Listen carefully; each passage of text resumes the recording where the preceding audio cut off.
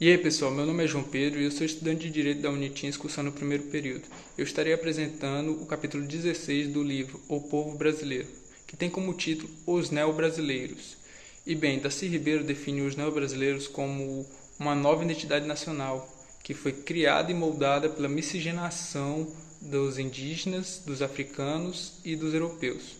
O capítulo inicia falando que os neo-brasileiros tiveram dois passos evolutivos, graças à sua auto-identificação própria e ao acesso de inovações socioculturais e tecnológicas.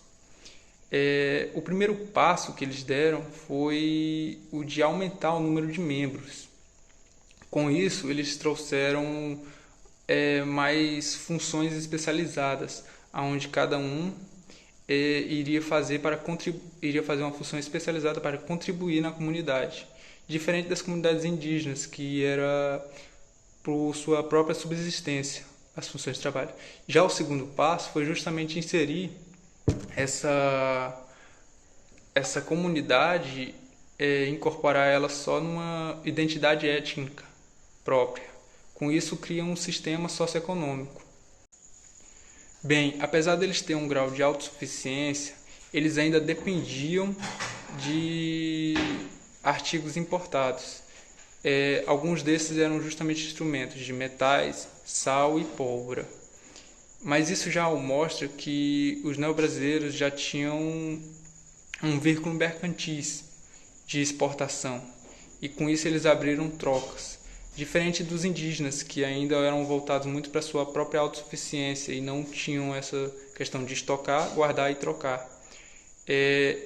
Com isso, eles começaram a produzir mercadorias e exportá-las. E isso passou a ser a sua principal razão de viver. Mas nem sempre foi assim. Essa nova identidade nacional, ela ocorreu de forma gradual.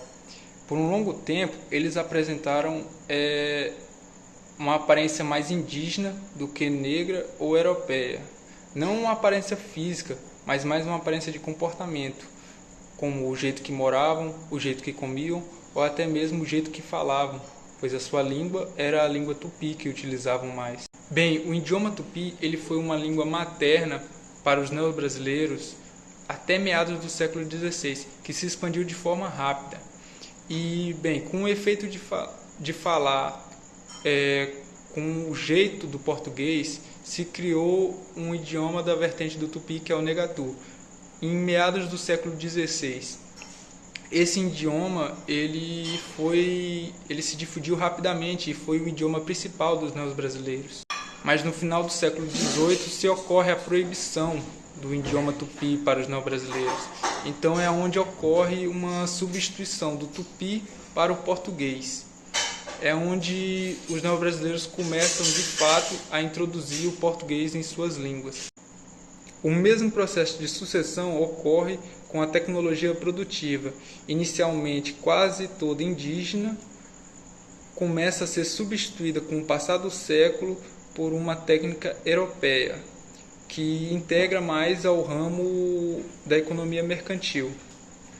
Mas a tecnologia rústica do Brasil continua tendo como base a indígena para a subsistência, onde o cultivo, a caça e a pesca são as principais técnicas indígenas que ainda são utilizadas. Agora as casas dos novos núcleos, os neos-brasileiros, elas sofrem uma redução, trazendo agora consigo também uma diminuição na família, um aumento na comunidade, mas uma diminuição na família, ao contrário dos indígenas, que eram malocas enormes que abrigavam grandes famílias. Com o tempo surgiu elementos aglutinadores que unem e organizam os neos-brasileiros. Esses comandos são administrativos e políticos, que são representados por figuras de autoridades eclesiásticas e seculares. Elas funcionam como gerências socioeconômicas. Com isso, essas estruturas permitem diferenciar as comunidades num componente rural e urbanizado. A primeira comunidade era a comunidade rural, que estava sob ordem de seus proprietários. Os neobrasileiros que faziam parte dessa comunidade eram os negros, escravos ou pessoas que nasceram na terra, que tinham suas funções devotas à administração, defesa ou à produção dos alimentos, ou seja, era só a produção mercantil e o cuidado e organização. Já a segunda comunidade era constituída pela população dos neobrasileiros urbanizados, onde eles eram regidos pelos capitães ou pessoas de cargos eclesiásticos. Suas funções eram trabalhos braçais, artesanais, comerciantes ou até sacerdócios, onde eles tinham que cuidar e administrar o empreendimento colonial, e eles tinham que estar totalmente fiel à Igreja Católica Apostólica Romana.